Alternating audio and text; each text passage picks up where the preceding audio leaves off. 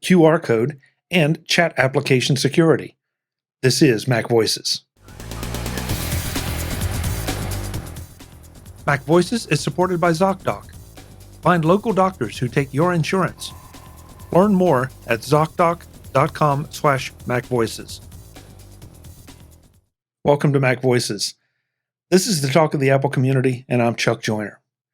Folks, this is the second in a three-part MacVoices live conversation. This time we finish up a discussion of QR code security that was started by an examination of one of the Super Bowl ads for cryptocurrency.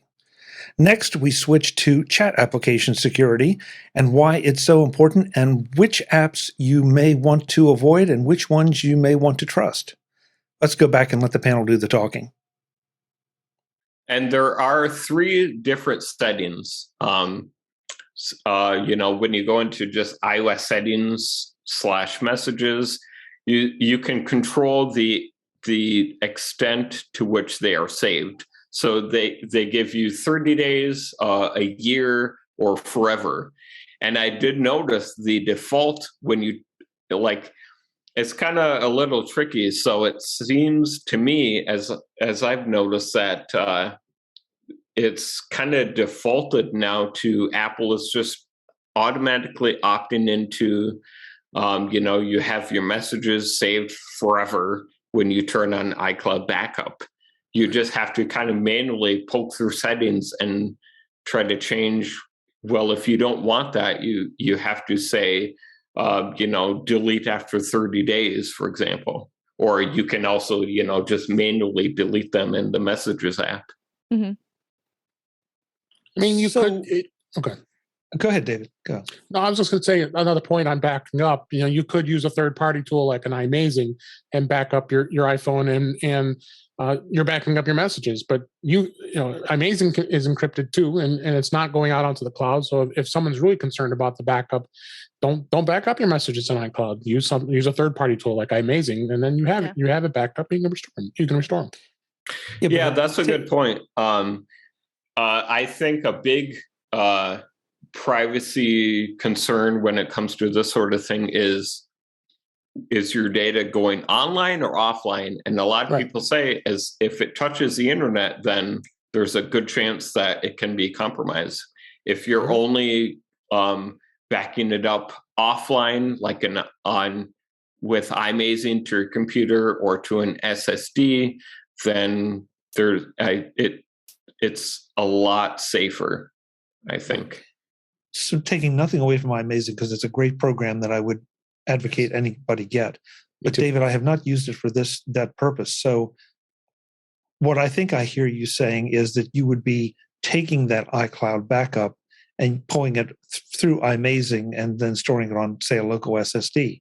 But at some point, it's still sitting on that server somewhere, and it could be compromised at that point.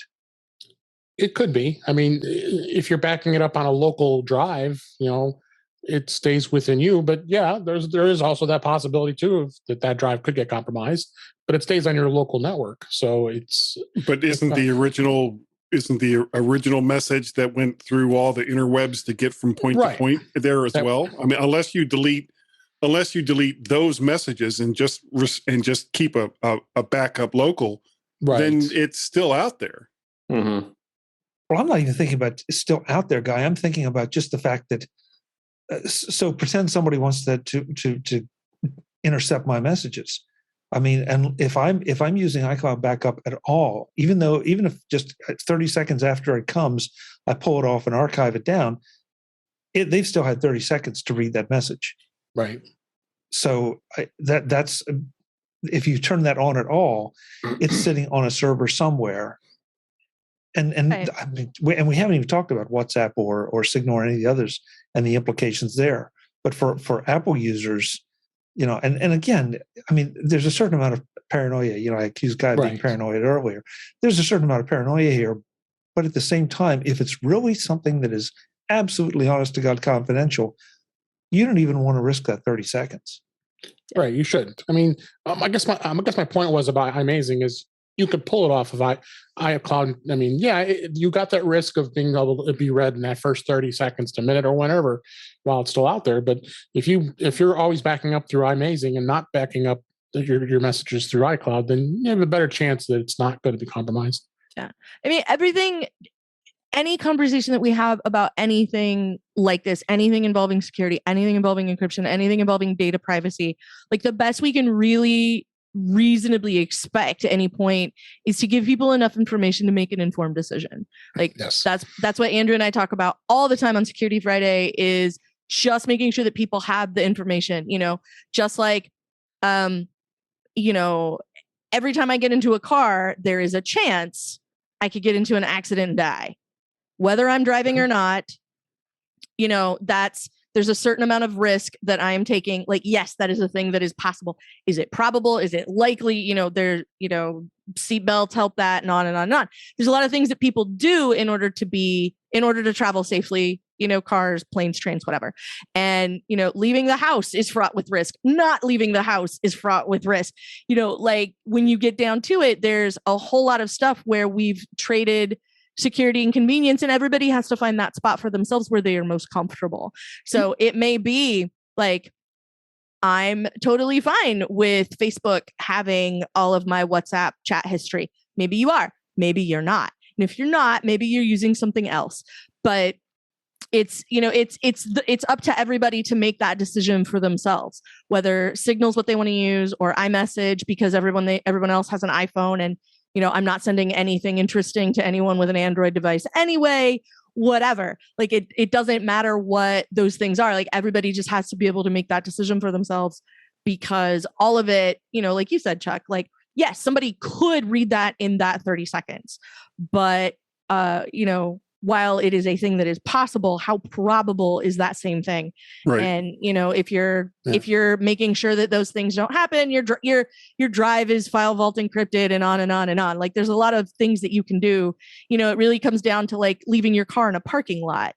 Like, yeah, someone could steal it, but if you roll up your windows and you lock all your doors and you don't leave your laptop in the front seat, there's going to be the person who did do something dumb and left the back door open or whatever. And that's going to be the thing that's going to be the better target for somebody who maybe is particularly lazy and feels like smashing into a car. Now, that doesn't mean that maybe your window won't get bashed in, but it's a lot less likely if somebody else has, left the key on the front seat or whatever, and, becomes a much better target than you. Yeah. Well, security is like, by using security, it's the difference between getting in your car, maybe getting into an accident, or getting into your car and getting bitten by a shark. So, if you use security, then chances, vert shark. If you use security, chomp chomp. If you use security, chances are most of the bad things, or at least decent security, most of the bad things aren't going to affect you, because let's face it, most of us don't live the kinds of lives that the people that want to find out these kinds of things about us, would they just, it's Guy. What do I care what he does online? It doesn't really matter.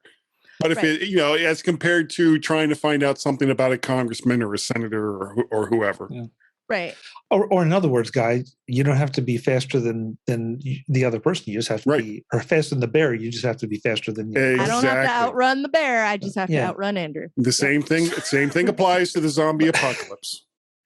But okay, so that said, that's all good common sense. But at the end of the day, I would like to be selecting the most. If I have serious or significant security concerns, I'd like to be selecting the most secure app that I can find. And look, we've talked about Facebook here plenty of times. That little meta symbol on that commercial, I like the commercial right up to the point they saw that, because I thought that the point they were making was fair. And then I saw the meta and all my confidence went out the window. So, and Andrew, you've talked about, they still can sell ads around the metadata. So that means they're collecting metadata. So my question is Signal. And I just pulled up their page and it looks like there's a donate thing there, but you're not paying for Signal either, unless I'm missing something. So does that make it a better option? And if so, why than what Facebook seems to be selling their claims of end-to-end encryption?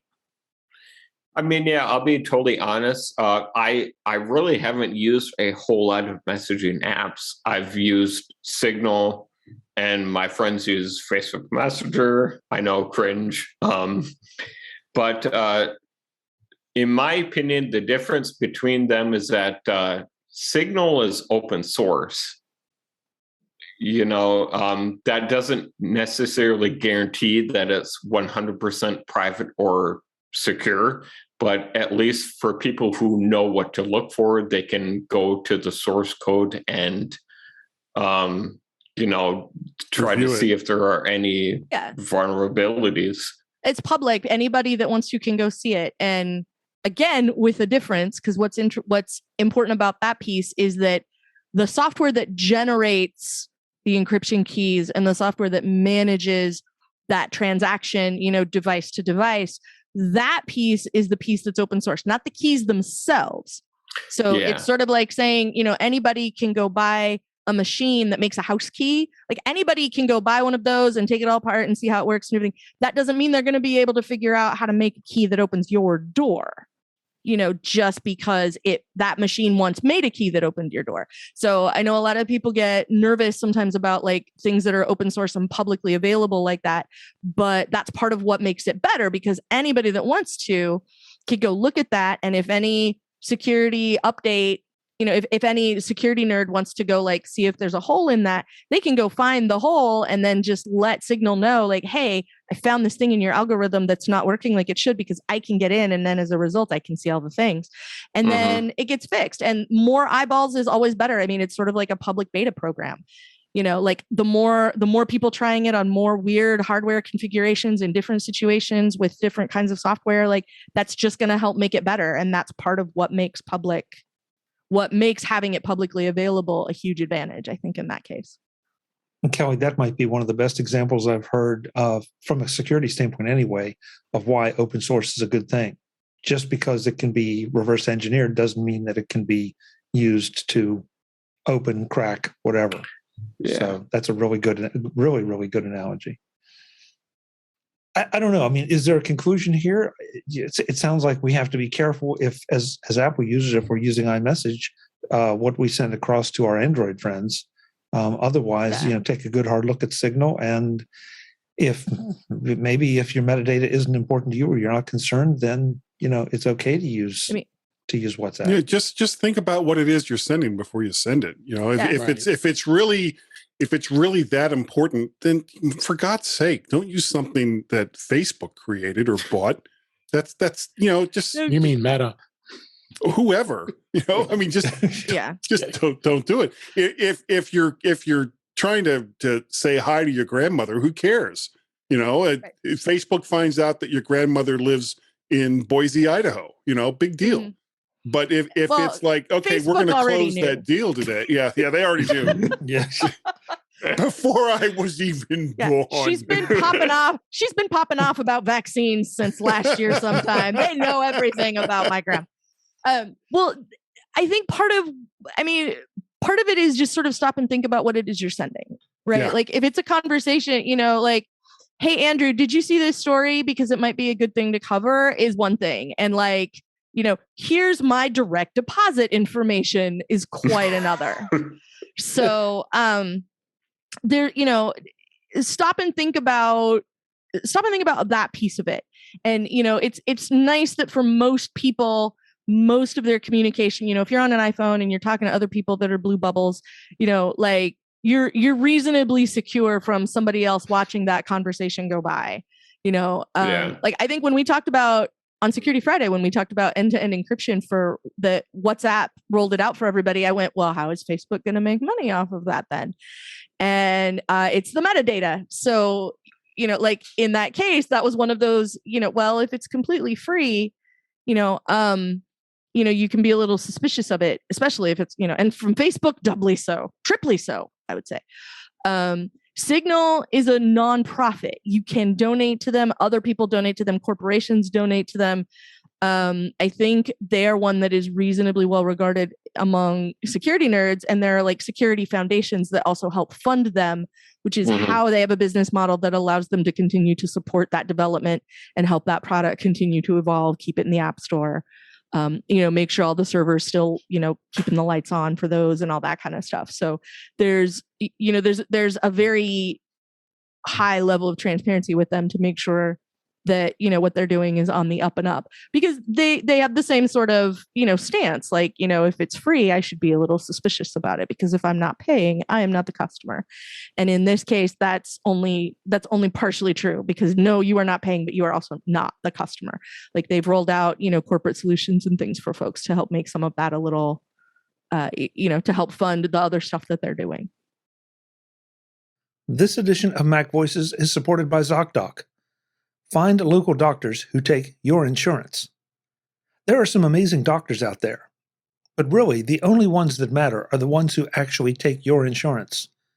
With Zocdoc, you can focus on doctors who are in-network, putting you on the path to seeing the doctors who are right for you. No more wasting time hunting down Aunt Shirley's cash-only chiropractor or the dentist your coworker recommended who's out of your network. Zocdoc is a free app that shows you doctors who are patient-reviewed, take your insurance, and are available when you need them. Read up on local doctors, get verified patient reviews, and see what other real humans had to say about their visit.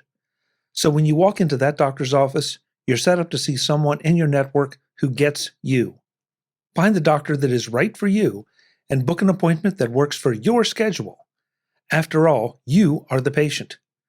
Go to Zocdoc.com/MacVoices and download the Zocdoc app for free. Then start your search for a top-rated doctor today. Many are available within 24 hours. That's Zocdoc, ZocDoc.com/MacVoices. Zocdoc.com/MacVoices. Thanks to Zocdoc for supporting MacVoices. Well, Signal must be secure, because on the front of their homepage, I use Signal every day by Edward Snowden. Yeah. Yeah, I just found a link, and I'll throw it in the chat room, from Tom's guide about the most secure apps. And, there are a number of the ones we've been talking about here, a couple I've never heard of, and a couple that are Android only. But, the reason I went looking for this or anything is there a paid app out there that I can pay for, and therefore the company doesn't need to rely on donations or selling my metadata that, I will, and I don't know. I haven't gotten down through here, but I think it's a fair question to ask. The real question here is why Chuck is so hung up on making sure all of his messages are staying secret. No, Kelly, it's not. I'm kidding. I'm kidding. Oh, I know, but it's that idea that that ad really struck me, because the point is absolutely on point. There's no question about it. But it was the fact that it was Meta saying it that caused me, turned you off. Well, yeah. Well, just caused me concern, guy. It's like, okay, the left hand is over here while the right hand is in your pocket, and that's not good. Okay, no, I'm not saying anything. Save it for after dark. So. Yes, yeah. It's just the way that my mind works, or sometimes doesn't. Which is a scary thing. A couple things in the chat room. We had a number of endorsements from Brad and Webb about iMazing, and a point I wanted to make clear during that part of the discussion. That's not a failure of iMazing or anything. That's not what iMazing is supposed to do. It's not supposed to intercept your texts and or chats and archive them. It's a utility that is think of it as a backup utility or an access utility. So what we were saying was not a failure of iMazing's part in any way, shape, or form. Nope. And Brad brought up the point that he backs up encrypted to his Mac to preserve passwords. Yeah, which is also super handy. Health data, I think, is also part of that backup. If you can't preserve that if you don't encrypt your backup, I believe. So, and +1 on the iMazing recommendation. I really, really love iMazing, and it has saved so much bacon in like the support circles that I have. As IT for my family and all of that, being able to have that solid backup and be able to go back and preserve it. Like, here's this backup, and then I'm going to put you on the new phone, and then I always have the old one like preserved in Amber over here in case you need it for something else later, or something goes wrong and we need to restore from it or something. It's super nice to have all of that. The way it manages the backups is just so much better. So yeah, we've talked to Gregorio's of iMazing on the show, Gregorio Zanin of iMazing a number of times on the show, and so go back in the archives and you can hear the development of iMazing and some of what it can do. But yeah, it's absolutely a utility we should all recommend. Must have. And Yes. and Brad just threw this in, which is an interesting thought, that iMessage is safer than email. And Kelly agreed. Most things are. So okay, good point, Kelly. Good point. Okay, so that was chat apps, and that was fun. Thank you guys, because hopefully we made, at the very least, we made some people think about what they're using and what they're texting. The other thing, and this topic was something I wanted to talk about a little bit. I had a conversation with Larry O'Connor of Other World Computing last week. Larry. And the conversation got around to products that we want to see, things that we would like to see that haven't been built yet, hardware or software. Now, I have one in particular in mind, and according to Larry, it wouldn't be that hard. So developers, pay attention. I will pay for this happily.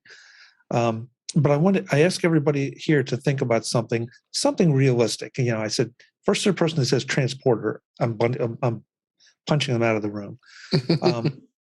I don't know why you would think transporter. I really thought holodeck was the thing you should have eliminated from the conversation. Well, we're not all in one.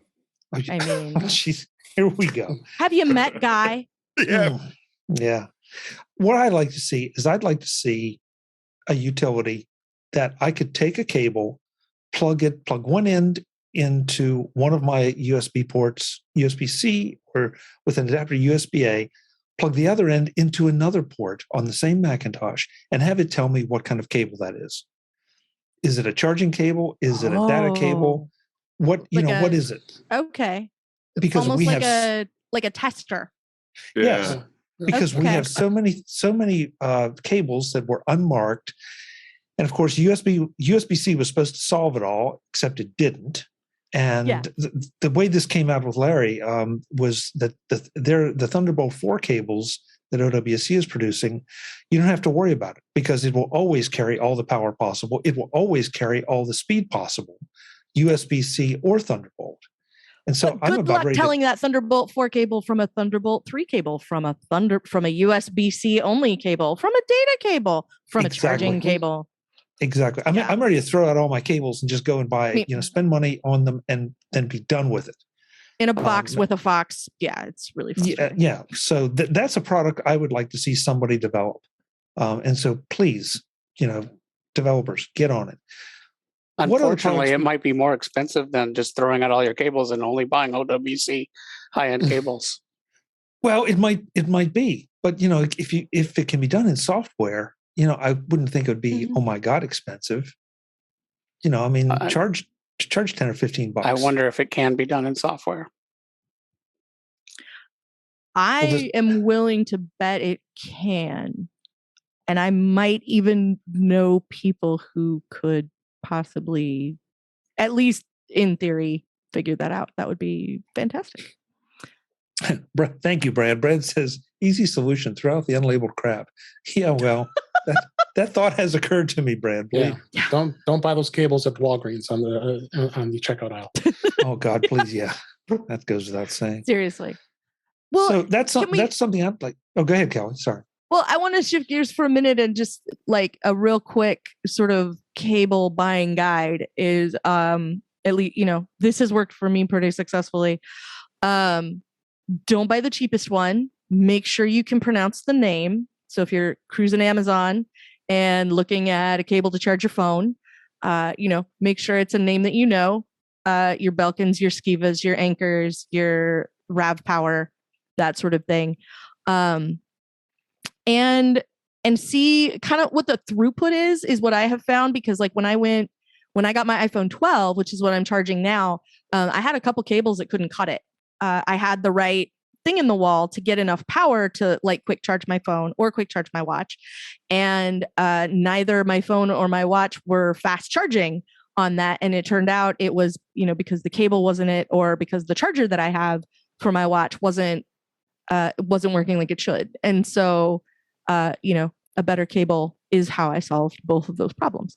So, like for cables, that part is really hard. But now I'm like, here's who I know who works on like lighting up circuit boards and things and has a 3D printer and maybe could fashion something like that would be awesome. So, yeah. Yeah. I mean, and maybe it would be a hardware device, Kelly. I don't know. It just, the ports on the Macs are smart enough to know what it's supposed to do or what it can't do, through that particular cable. So maybe I'm just being simple, but maybe software could do the job then. Just could it try to send something from one port to the other port, even if you had to tell it in port 1 I've plugged in this and in port 2 I've plugged in that. Yeah. Tell me what's happening in between. Well, because cable am I remembering correctly that there's such a thing as a cable tester? Like you used to plug an Ethernet cable into it and it would tell you if it was a crossover cable or not back when that mattered.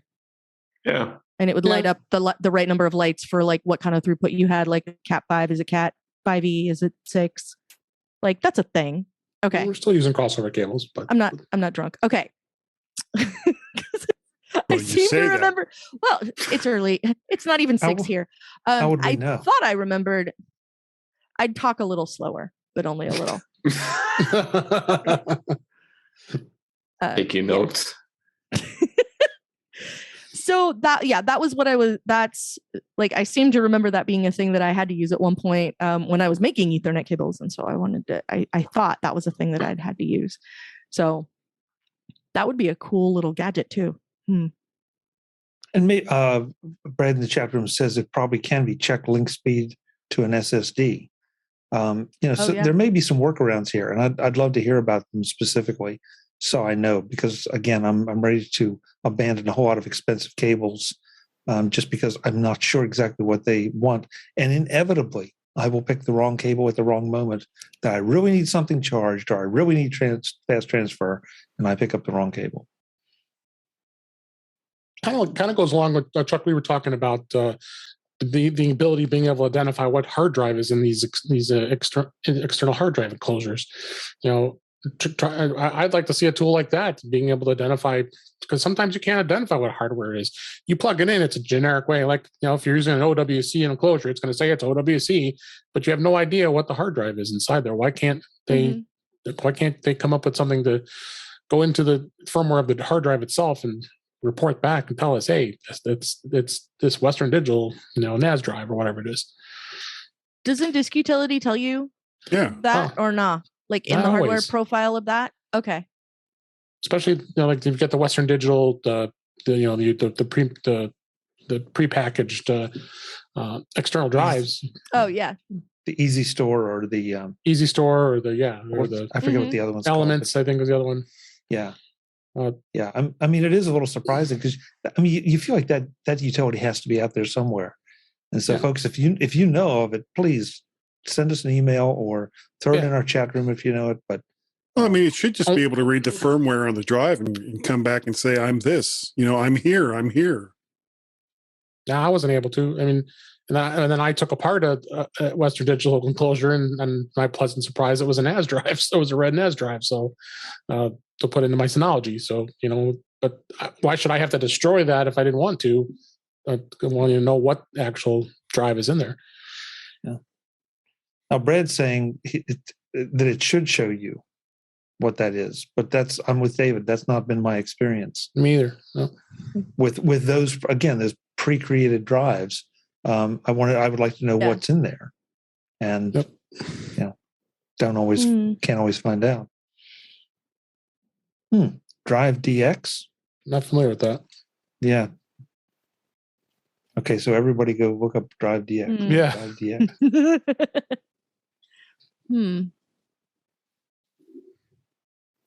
Most advanced drive health and diagnostics. Binary fruit. We make fruitful software. I've used Drive Genius, I think it's called, for things, but I don't think I've done. Never heard this. Yeah, I don't know this. So I've not used Drive DX. Okay, so it says it's recommended by TechRadar, Lifehacker, Macworld, Gizmodo, the Mac Observer. Wow. Andrew? I'm not sure. It was mentioned on Mac ECAD late last year. I was going to say it was either Dave or it was, Jeff Gamet back in the day might have No, there was August 2121 is the last time it was mentioned. Okay. Okay. Well, Andrew, get on that. I will. Yeah. Check this out. Okay. That's a good one, David, because I've had the same issue. Our panel is back in the third and final part of this MacVoices Live discussion to talk more about what products they would like to see that don't really exist yet, but that we could definitely use. That's next time on MacVoices. I hope you'll join us. Until then, and as always, I'm Chuck Joyner. Thanks for watching. Visit MacVoices.com for show notes and to connect with Chuck on social media. Get involved in our Facebook group or like our Facebook page, and get more out of your Apple tech with MacVoices Magazine, free on Flipboard and on the web.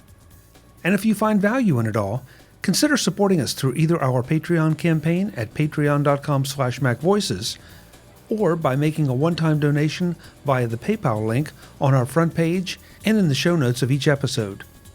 You will join these fine people who help bring you MacVoices.